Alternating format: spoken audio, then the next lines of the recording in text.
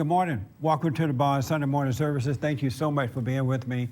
I absolutely appreciate it.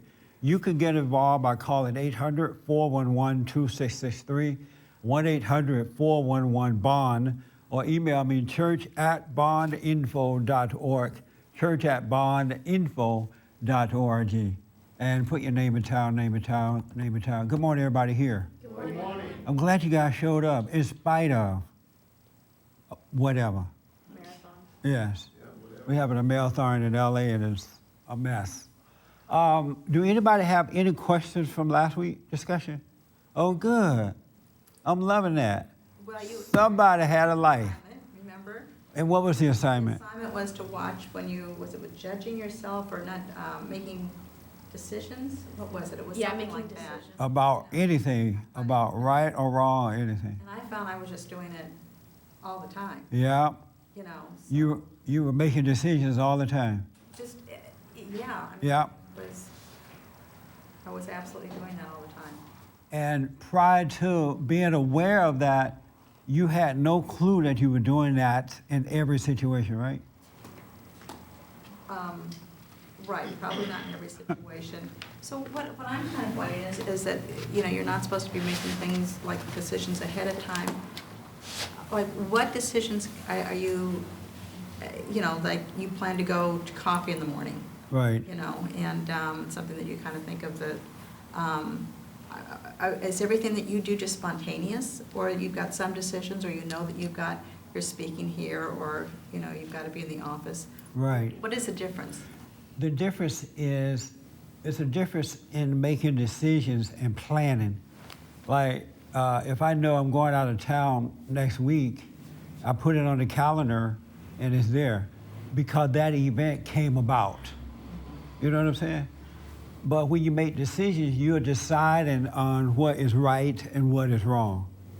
Okay, The- you that value on it, Yes. you're judging. You're judging it as right or wrong. So you see the difference? I do plan to go somewhere, and even when I plan, I don't think about it anymore, you know, until it's time to do it, and then we work out where we're going to go, what we're going to do. But I'm still not making a decision about the right and wrong of it. But yet I can see the right and wrong in it, you know, if it's a good idea, if it's not. And when you see it that way, you can't go wrong. But when you're unconscious, you're making decisions about right and wrong all the time about everything. For example, if you, let's say you overeat. You tell yourself, I'm not going to overeat. And then you sit down, you overeat. Now you're deciding that that's wrong. I can't believe I did that. You made a decision about it. Now a feeling comes about it. You know, you start to hate yourself, or you lie to yourself and say, I'll never do it again. So one decision is leading to another one, which is setting you up to fail. We don't have the authority to do that. We don't have the right to do that. We're not God. But because most people are unconscious, they're doing it all the time.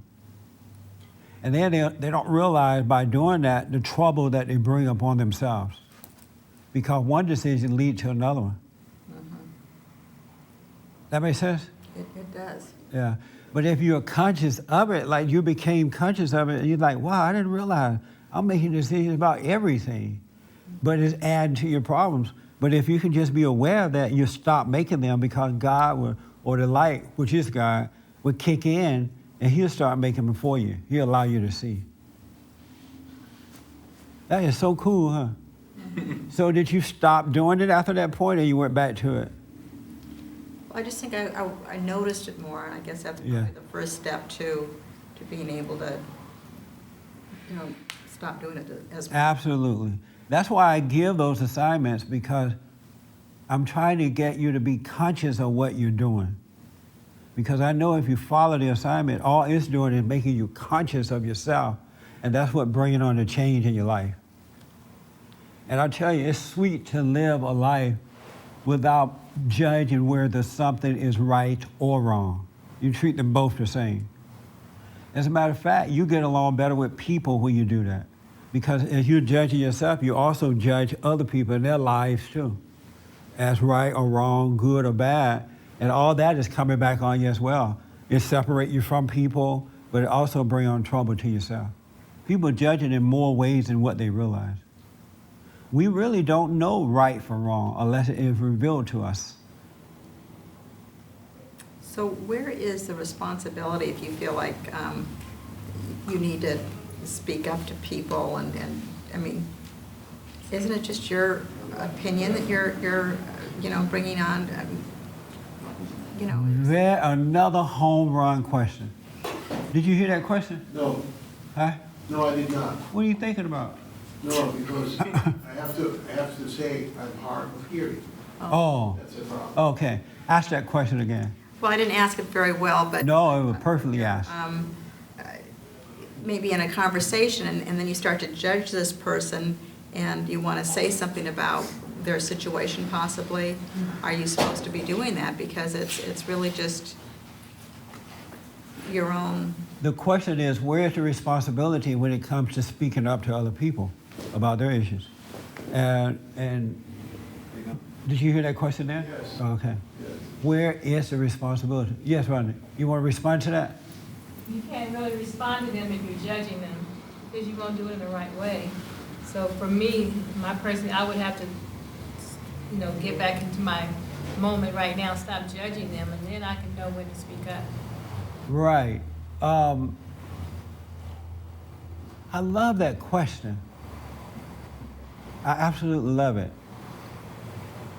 So you want to respond to it, and then I put my input on there. Very good question, though. Where is the responsibility? And if you can't judge, you're not to judge. Where is the responsibility when it comes to speaking up to people? Because it's your opinion about what you see about them. And we do have a responsibility to speak up. Absolutely have that responsibility. For me, I'm trying not to do that as much no more because I do tend to judge people.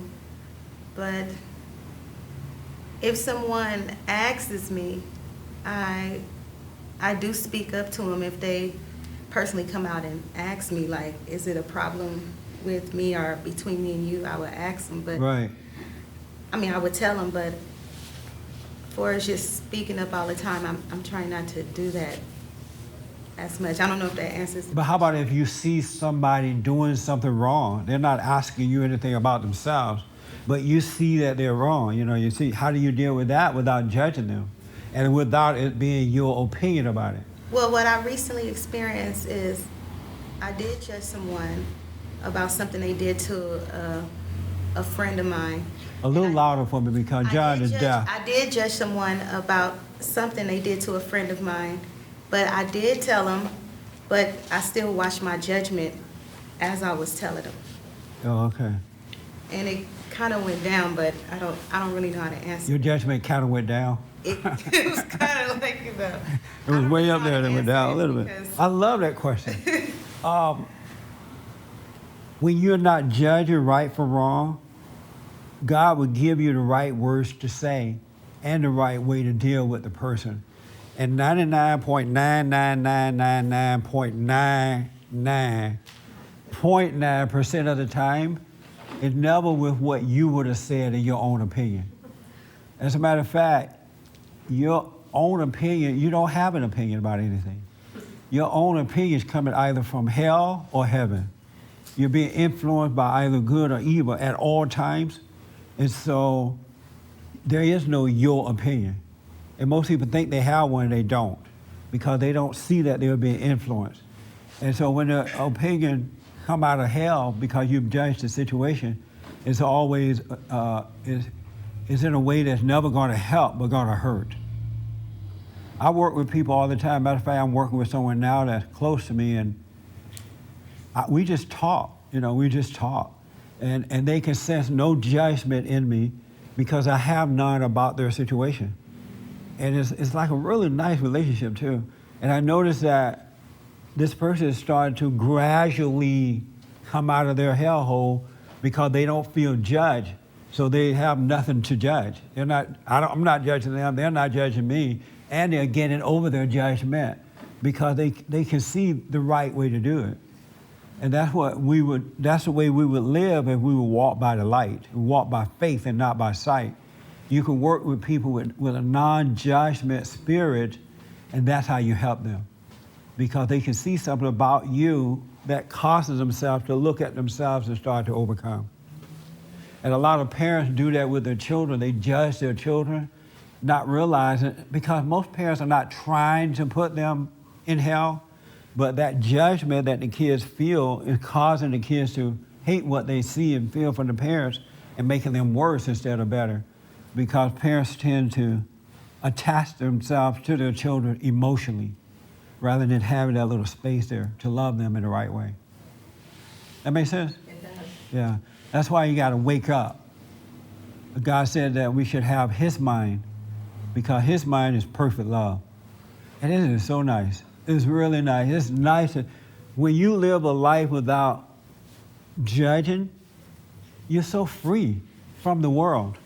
You're free from what the world can make you feel and act, and you're there to help people in the right way. It's amazing. So, you can see where the message of speaking up can be almost a direct conflict of judgment. Yes. You're thinking, I'm just speaking up and I'm saying that, well, but there's a whole bunch of judgments behind that and a lot of times for people. Yeah. So, it's almost like a mixed message, You've got to separate yourself from... That's one of the main problems with teaching truth.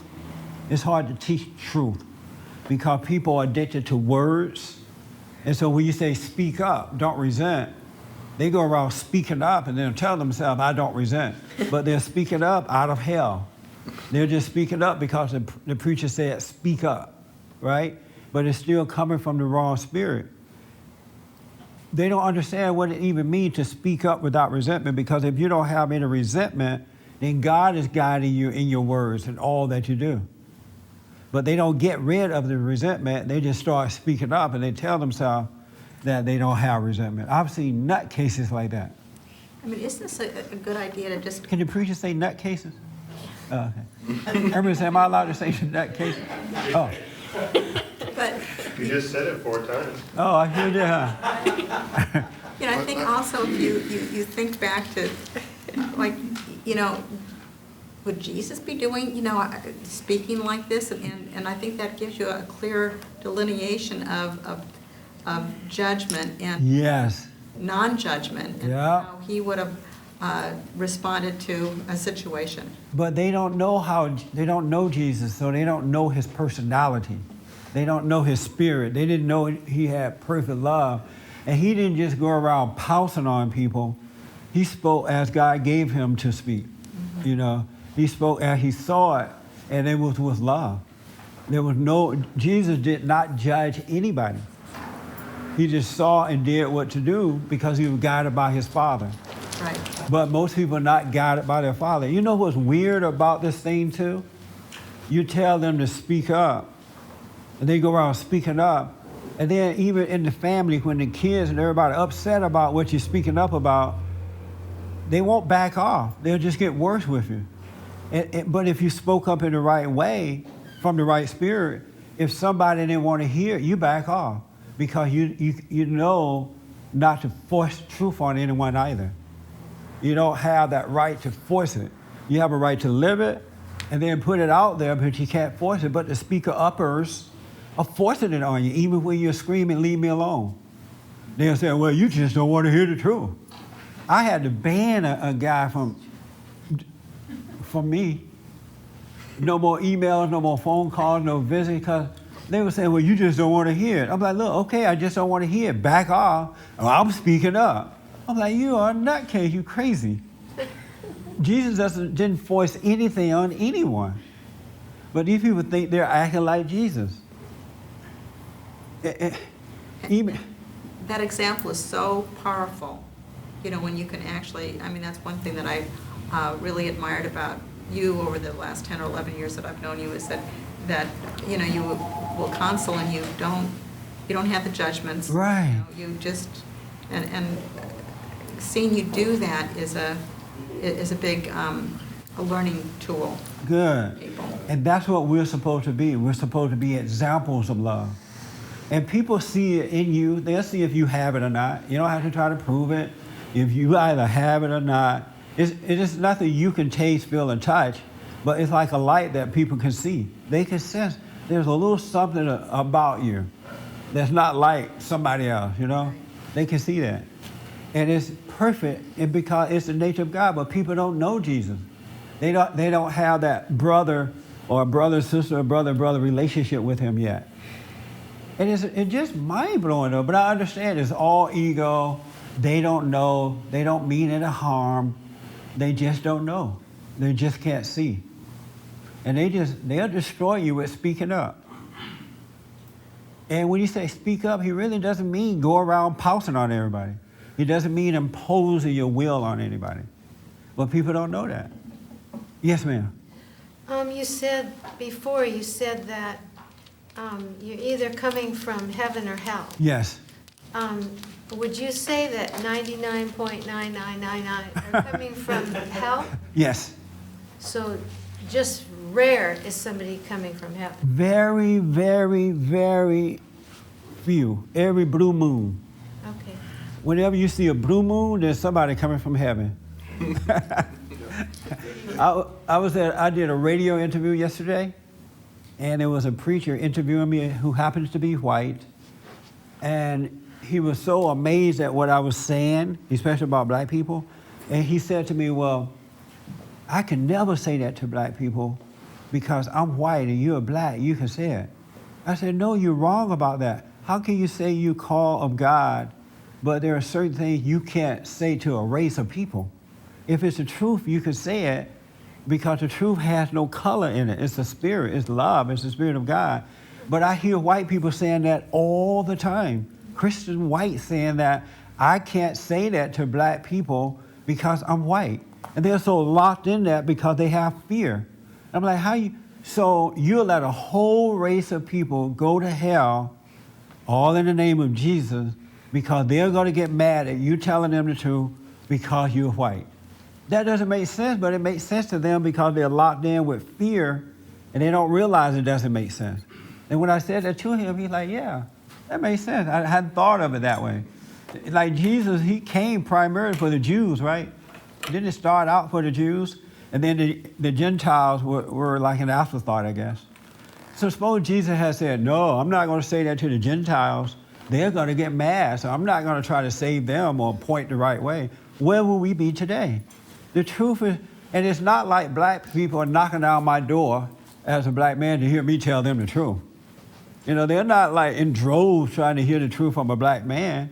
They run away from me too. They call me names too. They get angry at me too. So I'm telling you that they're not like, it's for those who are seeking truth. Black people are not lined up to hear the truth even from a black person. They're lined up to hear lies. Those preachers that make them feel good. But white people locked in with telling black people the truth all in the name of Jesus, and it's mind-blowing. I hear it all. I was at, and then I'll take your hand. I spoke at the Federation of Republican Women last Friday night, and at the end of my talk, I said to the white people who were there, this is a spiritual battle. You got to tell black people the truth because they're not getting it for the most part in their environment. And I said, you got to get over the fear of being afraid to tell them the truth. And afterward, a tall, I'll never forget this guy, handsome young white guy running for office, came over and said to me, you're absolutely right. I am so afraid to tell black people the truth that when you were telling us to tell the truth, I was scared. He said, I was just afraid of hearing you tell us that we should tell black people the truth. Isn't that amazing? That's how much fear they have. And you cannot be of love, perfect love, and have fear. Because you're going to run into evil all the time, and you got to know how to deal with evil by the light. So you got to get over that. It is amazing. Yes, sir. That means what you just said. What it means is that people don't tell the black people the truth because the black people are going to get mad at them. Right. And then they're going to get mad at the black person for getting mad at them. They're not going to know how to handle it. And everyone's going to be thrown out of control and they're going to be mad. Yeah. Everybody's mad, and nobody knows when they're mad, and nobody knows when they're judging, and I don't know when I'm judging. That's right. Everything is just a big crazy nut house. That's People don't true. know- People, you say, don't judge, don't do this, but I don't think people mostly even know they're doing it. That they don't know. That's why Christ said, forgive them, Father, for they know not what they do. They absolutely can't see.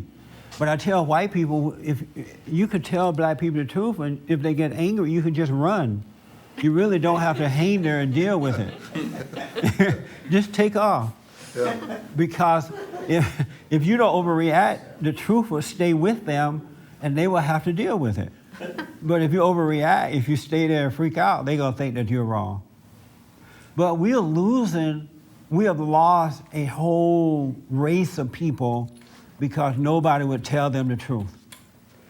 We've lost the black people because they're not getting it in their churches, they're not getting it from their politicians, they're not getting it in their homes, they're not getting it in their schools, and they're not getting it from white Americans.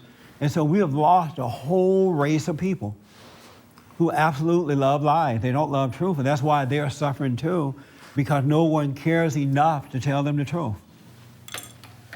But if white people were to be cold critical of what the black people will get mad. And Right. say you're a racist. But that's okay. Then you'll get mad because you don't like being called a racist, and then you'll look like a racist. Then you will be a racist, and then everybody's back and forth all the time. But you look more like a racist by not speaking up. Because when you don't deal with them, when you don't defend yourself, then they say you are a racist. When you don't, what? Defend yourself. When you don't speak up. Yes. Then they really think that you are racist because you didn't say, I'm not a racist, you're crazy. They think you really are racist then. Especially when you pay them off or you give them your jobs or you let them have their way, they think you're doing it out of guilt. That makes sense? Yeah. It's best to defend yourself in love without the resentment. And then they may see, wow, I'm wrong about this man, I'm wrong about this woman. They are not racist. You know, it's their own judgment, but they can't see it because no one shined any light on it. Because the people that are going to shine the light don't have the self-control, they don't have the spirit. Right. And they're not judgmental. They are judgmental. They are judgmental. And they don't have the spirit. They don't have the spirit. They have fear. They have the spirit of fear, and that's why they can't do it. Yes. And there is no love for black people. Yes. And because of that, we've lost a whole race of people. They just let black people hang in the balance. Just whatever you want to do. Where is the love for the blacks? That makes sense? Yes. Had you thought about that we've lost a whole race of people? No. Yeah, I was watching that rally on Yeah. television, the television rally yesterday for the other side. They were on television, and the whole thing was, the whole drift is, we want oneness, we want peace, we want love, and everybody other than us is a racist. Yeah. Yeah. And then they had, and I'm not talking politics here, but just the spirit of it. They had every evil organization out there that could be there. Yeah. There was nothing godly about it at all. And so I'm okay with that though. I'm so okay with that because I know that my battle is a spiritual battle. I know that. I understand evil gonna rise up and good gonna rise up, but who's gonna win? I'm on the side of good. I know evil gonna join forces with evil. As good shall join forces with good, but the problem is, on our side, on the side of good, we can't get the white folks to be honest so they can bring some good black folks in too. They won't show love to black America. So it's just mostly whites on the side who think that they're on the side of good, but you can't be a fear and be on the side of good.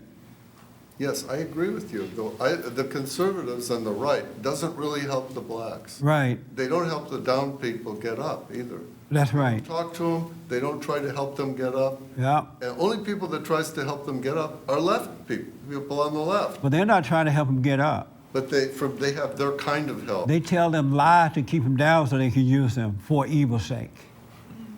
Because they're not trying to set them free. They're trying to control them. But when you're of good, you want to set people free. But they want to bring them into control. So they're not trying to help them at all. They take control by lying, whereas we should take control by telling the truth.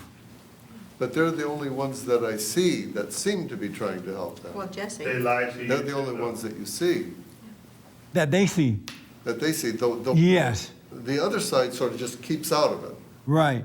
But even if whites on the quote-unquote left, on the side of evil, they don't tell blacks the truth either because they know they'll be called racist too. They won't tell the truth either. That's Because and I'm sure there are many times where white Americans on this side of evil, they are not in agreement with all this racist stuff or all that, but they're afraid to say it too for fear of being called racist. Look what I can't get into politics, but they're not on the side of, they are afraid as well. They're not going to tell black people the truth. So, and I'm saying all this because I want you to see the spiritual battle going on. It has nothing to do with male or female or what color you are. And it's such a blessing to be able to see it because you see things that the rest of the world can't see. I bet you none of you thought about, hey, we have lost a whole race of people because nobody would tell them the truth. I said to this interview with this guy, and the guy mean well too because he let me say what I had to say.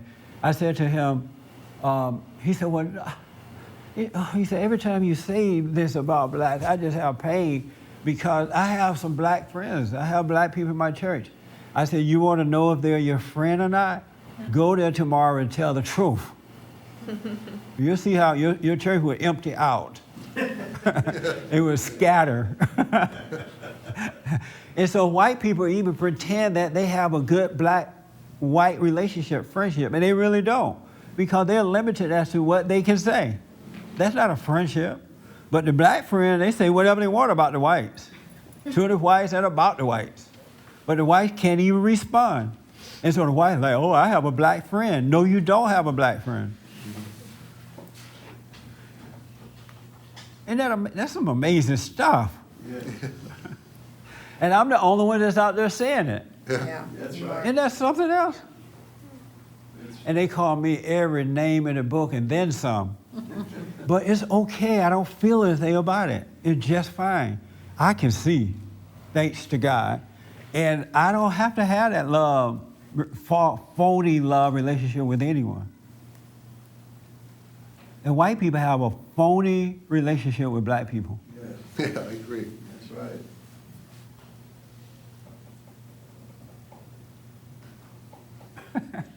Let me take this young man first, keep it, and then the guy in the blue shirt way in the back. Okay, and then the other guy with no jacket. Yes. I was always wondering what did they mean by the culture of political correctness. I began to see that it's based upon not telling people the truth about themselves. It's better to love a coward for what he is than to scare the hell out of him. That's the way I began to see it. And 99 and 44% of us are mostly cowards who don't want to be told the truth. That's why you got to wake up. And another thing I realized about the spiritual battle, children of God should not be caught up with calling it political correctness and all that. We have to see it as it is, good versus evil, right versus wrong. That way we don't be caught up in the lie. We don't get caught. That's the world definition for it because they don't want to face it, the spirit of what's going on. It's a way of denying and bringing you into the darkness by calling it something other than what it is. We got to call it what it is. We got to call the devil on the carpet so that we can expose him. You got to expose the devil, then he'll flee from you. And the people are going to say, oh, you sound too radical. You know, you're calling them godless people. But they are godless people. They're of their father, the devil. They better be glad Jesus is really not walking around on earth. He would say, you're of your father, the devil. This group is evil. He wouldn't say, oh, you're just politically incorrect or correct. He'll say you're evil or you're on the side of good. Isn't that true? Yeah. Now, you got to be coming from the right place to do this. I don't want you to go home now calling everybody good and evil. You got to be able to just, like speak it up. You got to be able to see it. Yes, sir. Yeah, just to follow up what you said over there, the left seem to want to help, okay? You know what, they have the big heart, they get a sense of goodness out of trying to help. Right. But it's all phony. Yes. It's completely phony. Yes. But it's phony on both sides. It is. But in other words, if you deceive yourself as being the good person because I want to help them, okay, and you drive a great feeling of goodness, I mean, that's a typical Democrat. Maybe I just That's put it right, that way. that's right. But they're the helpers. They're in all the professions, the psychology, social work, everything you can think of when you go to the government for some kind of help or money or help or psychology help, they're all left, it's all from the left. Yeah, but I like the people on the quote unquote the right side too, if you're saying, but the people on the right side are not helping either. No, that's what. Because if you don't tell the truth, Thing. if you have fear and you don't tell the truth, yes, the right will win for a little while in a physical sense, but that's going to change and we're right back into the hellhole. But if you deal with the spirit of what's going on and you have no fear, you have perfect love, you don't have to end up back in the hellhole. And so we got to have, if the right is really on the right side, you got to be right with everybody. You got to tell everybody the truth. Because that's what makes things better. That's what lock you in, so you don't have to be in this cycle where things are always changing. Because things are always changing. And then so the people on the right are up and down with the change. They're not on that straight and narrow, they're changing with the change. Because they're not calling it as it is. Because they can't see, because they have fear. They're not of their Father God. Even though and I'd rather have the right side running things, of course. It's not as bad as the darkness, total darkness. But it's not enough to just read the Bible and quote the scriptures and act like a Christian, but you can't tell even your enemy the truth. You know what I mean? You can't tell what? Your enemy the truth. Your enemy. And like a lot of whites won't tell black people the truth. Yes, well, see, you got this, the right has been the church. That's what, power structure. Right. The church people didn't represent it good. They go on radio and they do things that Yes. misrepresented it. And Yes. look like a bunch of wackos, and they don't say it in a nice way. It's not acceptable. And then they go over to the helpers of the left-wing people. They're all, come to me, we love you, Yes. help you, we're going to give you things, nice. The other side is like a kind of phony, hypocritical, kind of judgmental. You reminded me of something. I had a woman who came up to me at one of my speaking engagements, and she said, I've been a Christian all my life, and I raised my kids that way, but I lost them as adults, as they became adults. And I realized now it happened when they were in college, because my Christianity wasn't real enough to protect them when I sent them off to college. That's right. She said, I sent them off as a Christian, but they came back non-Christian. Because she realized that she was a phony in the home. She wasn't really coming from love. So when their kids went out, they were easily deceived by the world. And that's what we have a lot of. Because the Christians are not really children of God. They're Christian in word, but not in spirit. That's right. Let me just say this. Because I'm not going political here. I'm doing the spiritual thing. You hear me, right? Bill Cosby was right on some issue, but he wasn't all the way there. And when you can't be like halfway on the side of truth and halfway not. You're either there or you're not. You're either on the side of good or on the side of evil.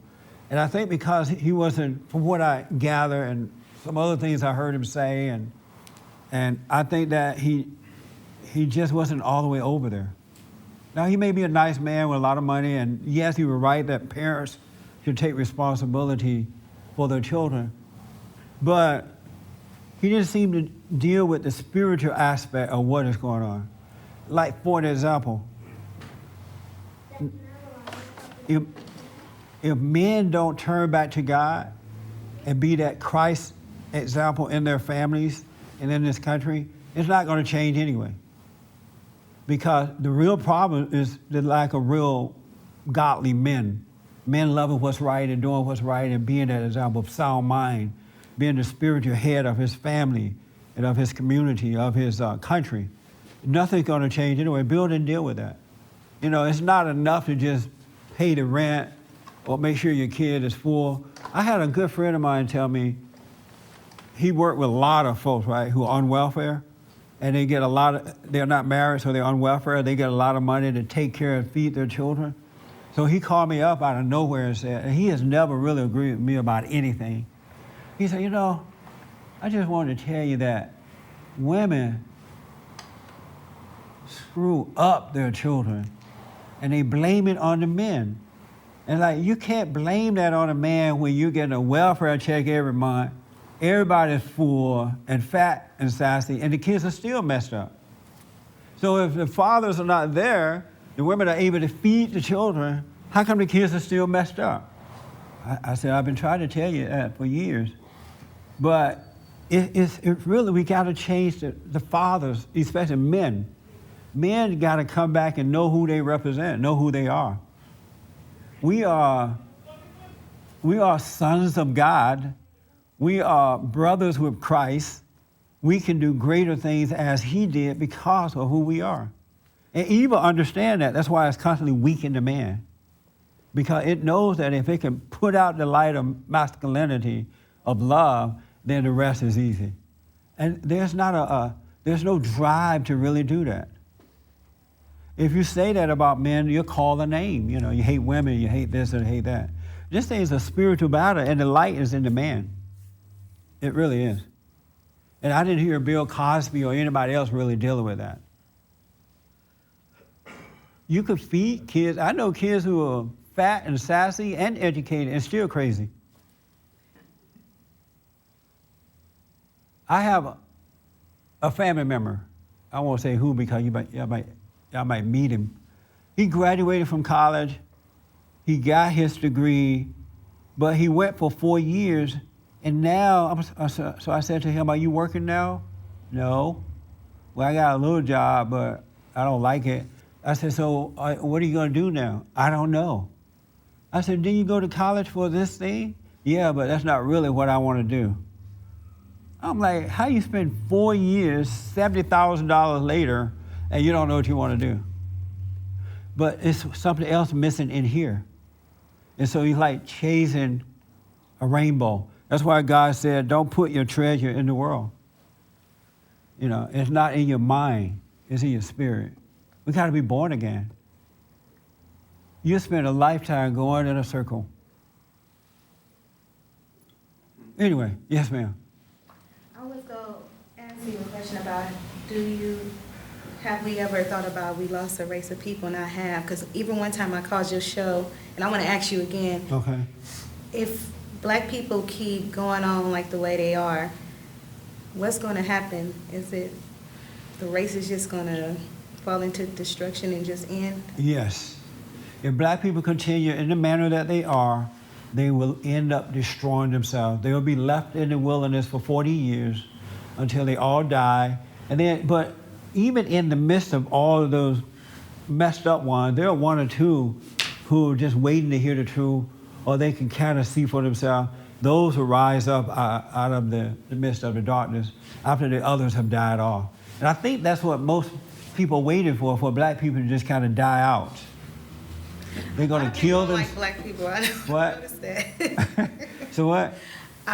It seemed like I noticed that even from other races of people, yeah. Yeah, they're going to die from diseases. They're going to die from killing themselves. They're going to die from whatever happened. That's what's going to happen. They're going to die out because how many people think that's extreme when I say that? Oh, good. I thought I saw some extreme looking faces. Why do you think it's extreme what I just said?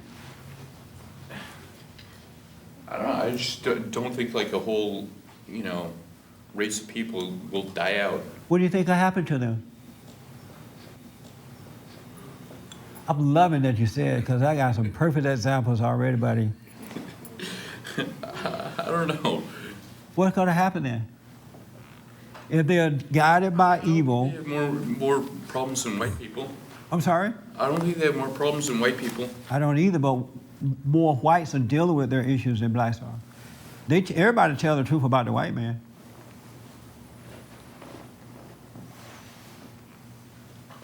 Yeah. Uh-huh. What's gonna happen in the NBA? We'll get white guys to play then. No one wants to see that.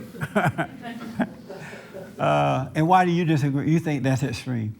Well, I do. I mean, the population isn't going down, is it? It seems like, you know, just as many babies or more so are being born. In the black community? Yeah, It's going down in the black community. really. Yeah, the Hispanics are taking over in that area. Let me give you my example. Are you responding to my extremeness? Well, kind of, because Okay. I'm seeing blacks are disappearing anyway, because they're all seem to be mixing with other people, with white folks, Mexican, whatever, and, you know, the races are all disappearing. Yes. You know, all of them. Here's the example, very good example. They are mixing with other races, wiping out the black race. They're in jail. Everybody and their mama in jail. Wiping out the black race. They are killing each other. There are black kids now who are surprised when they can make 20. I hear it all the time. Oh, I'm 20. I'm surprised I made 20. I didn't expect to make 20. And don't let them make it to 30. I had a guy just recently in my neighborhood told me he had turned 30. He was surprised he turned 30. He was expecting to die before 30. So they're killing each other at an early age. Abortion, 1,500 babies a day, black babies a day are dying out. And so they're not getting into truth to change their heart, to bring in love. And every disease that come about, it wipe out the black people first. Because they're in the darkness and they're subject to all of those things. So if that continues to happen, what's going to happen? What's going to eventually happen to the race? And it's a rise of homosexuality in black. Everybody and their mama. My friend, I want to say something real quick. Let me just ask this for the extremeness. I like the disagreements. If those things continue and there's not a change to turn it around, and each generation, even at 10 years old, they're doing it.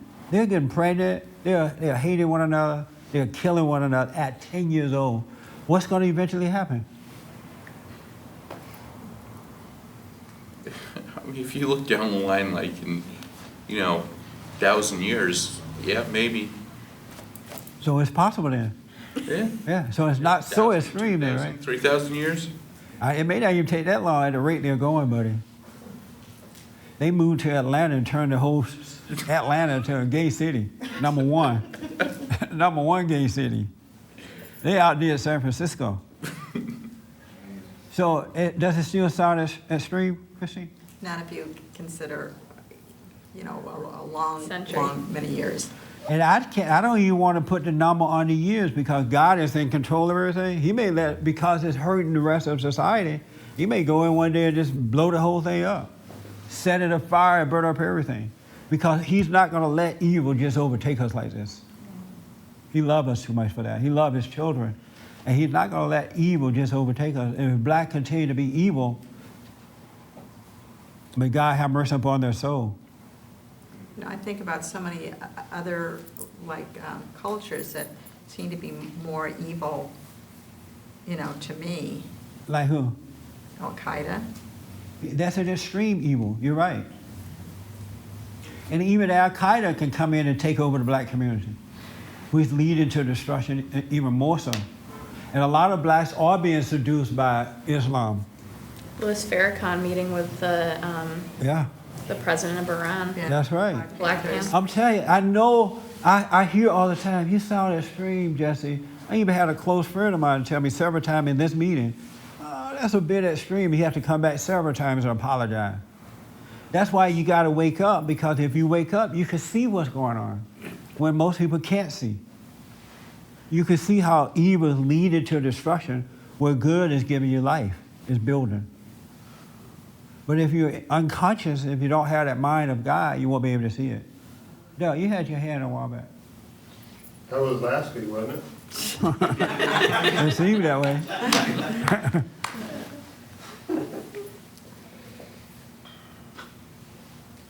Yeah, I don't even remember, it had something to do with the speaking up thing, I think. Yeah, right. It was way back then when we first started, an hour and a half ago. Yeah.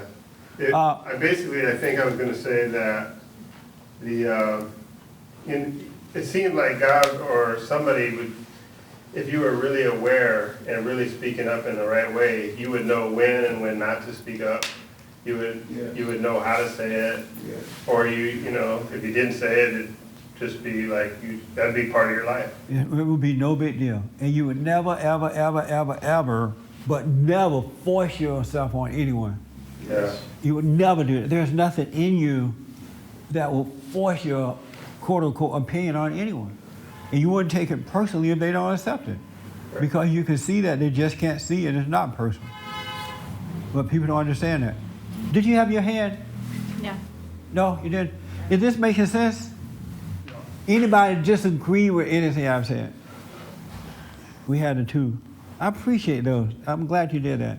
Because a lot of times, I'm telling you, when you are awake, when you love what's right, you're going to be, because God is the light, you're going to be able to see and protect yourself. You really will.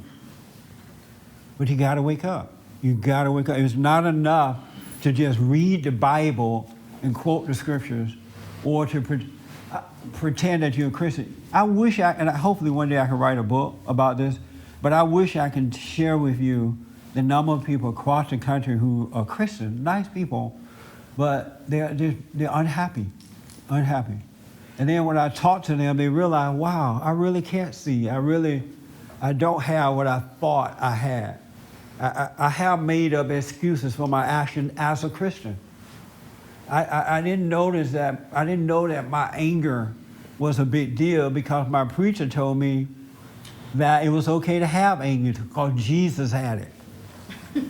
And the only example of anger that Jesus had for them, he went into the temple and threw down the money changer. That's the only other example. That's the only way they ride the life out of that one. Yes. They don't know you can throw out a money chamber without being mad. And they have no other examples of it at all. But they have been deceived because people can't see. They literally cannot see. Yes, sir. You said before that the black race is going to disappear. Yes, if they continue in the way that they're going. Yeah, but you know what? It may take a little longer, but the white folks will be right after them. Yeah, they're working on the white folks too, especially going after the white man. Right after them. Yeah, the white man, they tell him that he's crazy, he's a racist, he hates women, he want to control, because they want to weaken him too. They want his family to look at him in a negative way, turn away from him, so they can turn away from God, and it's over for the white family. They're doing it to the Hispanic family too. Bring these false leaders in, these folks to lead your life right to hell. You don't want a man to lead your life. You want Christ to lead your life. When you're no longer subject to your parents, you should be subject to Christ. Not some head of some organization or some whatever politician or some preacher. Christ should be your leader. Be guided by truth. That makes sense? Yes. You wanted to say something earlier. You still? Oh, You wanted to talk about somebody. it was, my friend came, and she started talking to me about something she seen in black men. I could tell she was hurt. She said she went to Forever 21, and it was mostly gay black men in a woman's store, with women's clothes on, walking around helping girls Yeah. with. And she was asking me, what has happened to our black men? And she's an older woman, so she's seen the past, and now she's seen. You know what's so amazing by that is that the black community, not all, but most, is a perfect example of what can happen when you turn away from truth. It's a physical example of what happens when men are not men, when they're turned away from God and from their families and all that. But yet the world won't see that. They don't tend to see. You got a perfect example right before you. This stuff is not made up. It's there, and everybody sees it, but they don't see it. Isn't that amazing? Yeah. How blind can you be?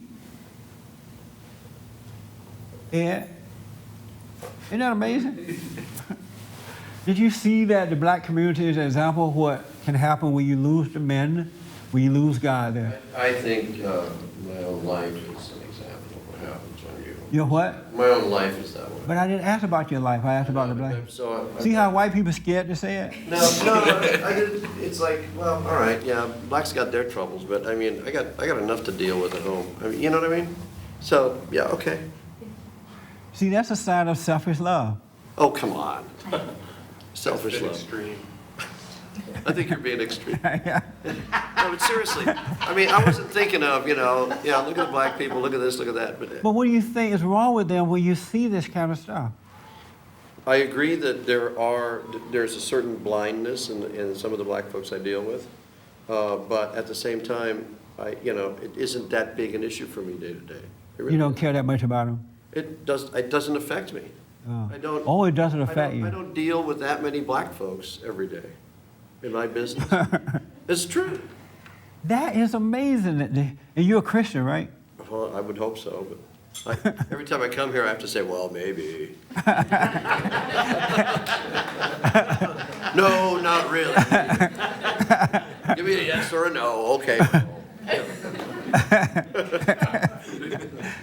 But seriously, it doesn't, on a day-to-day, hourly by hourly basis, it doesn't affect me that much. Right. I will tell you that having experience with you and with some of the folks here, that I can deal with black folks much more realistically as a human being, and that I get what they're facing. I do understand that better. But I don't deal with them as blacks. I deal with them as people. But there's very few in my industry. Are you afraid to tell them the truth? Well, I don't go around in the produce aisle telling them they're choosing the wrong tomatoes. Now you're being, now you're being extreme. But you know what I mean? That's extreme. That is a denial of admitting the truth.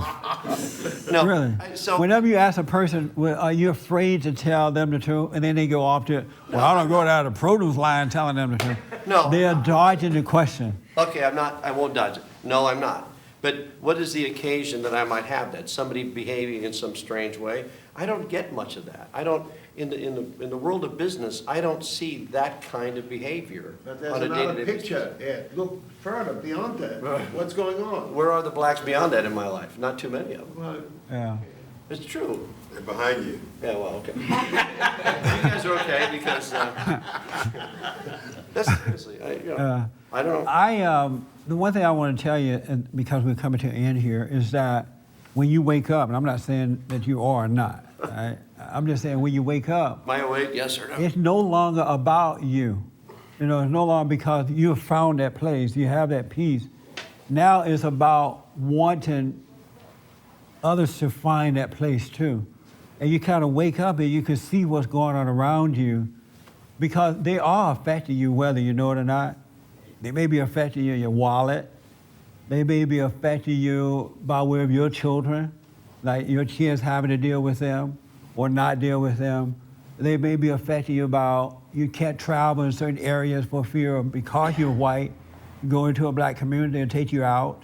They are restricting your life in a way that you haven't really realized. And, I don't care what world you think you're living in, they are affecting your life. Evil affects our lives all the time if we don't deal with it. And, so it is happening.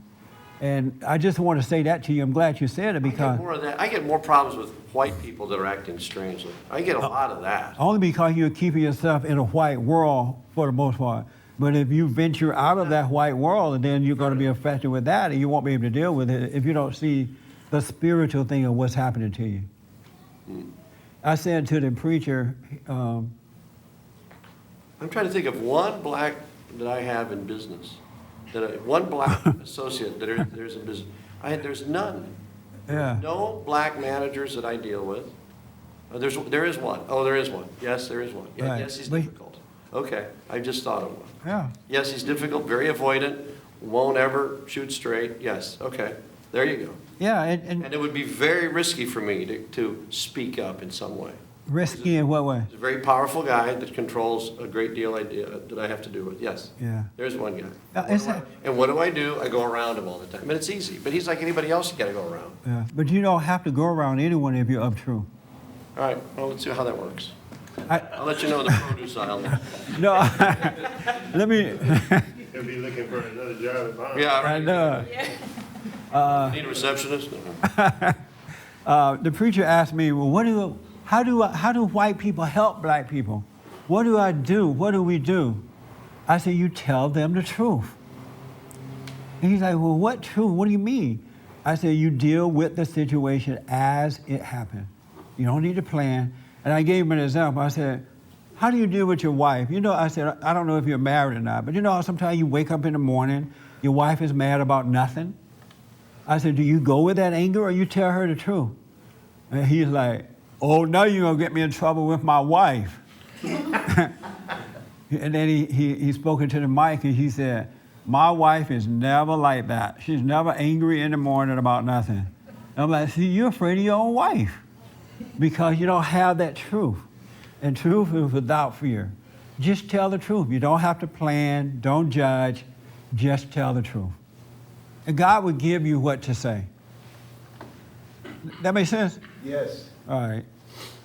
What I want to suggest in the last 3 minutes we have here is that you got to pull away from the crowd thinking. You need to know yourself. And when you pray, I had a perfect scripture for that today. What was that?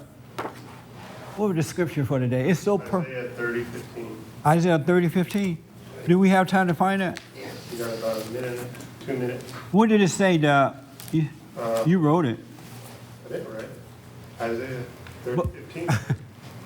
You don't have it there on your computer? Is that the one that was in the email? Yes. What did it say, Kelly? It said something about being quiet in your quietness is your strength, and Yes. something about being like confident, like Isaiah. stillness is your. I love it because that's what it is. You gotta. It says, in returning and rest ye be saved, in quietness and in confidence shall be your strength. And what it's saying is when you realize that it's you and no one else, and that you got to calm down so life can happen through you. You got to stop overreacting. You got to stop attacking with words. You have to calm down within yourself so that God can operate through you. And when the storm comes, when trouble comes, issue comes, you're able to stay calm in that very moment and be made perfect. It's in stillness. And that's why this world is out there set up like that, so you can become better by overcoming it and not become bitter. You're not going to get it until you learn how to pray. You got to learn to, in your prayer, to just be quiet. Go into your prayer closet, shut up, and know the truth. And then you start seeing how to speak and when not to speak. You will awaken. You'll wake up. So I invite you to get a copy of my Be Still and Know CD. You can have it free. You just have to pay for shipping and handling. Be still and know. And just do it so you can learn how to let go and let God take over your life, because it is a spiritual battle. It's a warfare between good and evil. It's not political correctness and all that kind of stuff. That's a physical way of describing a spiritual problem. All right, so order a copy of Be Still and Know and give it a try. You can always throw it away if you don't like it. Put rap music on it, give it to your enemy. But it's a prayer that I put out there for you, so make sure you do it, all right? And also, I want to invite you to come to our celebration on October 16th, 20 years of Bond. Go to bondinfo.org or call 800-411-2663. Everybody and mama are invited. Thank you for tuning in. Thank you, guys.